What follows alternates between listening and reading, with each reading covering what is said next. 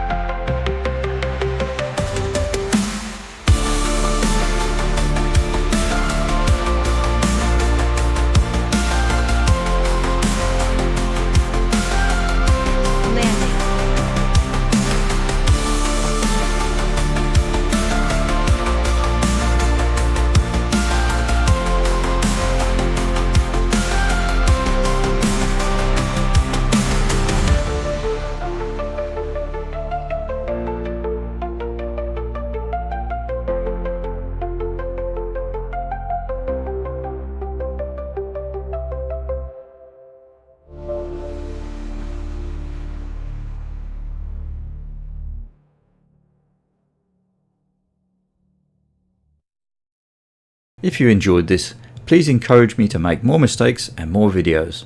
You know what to do.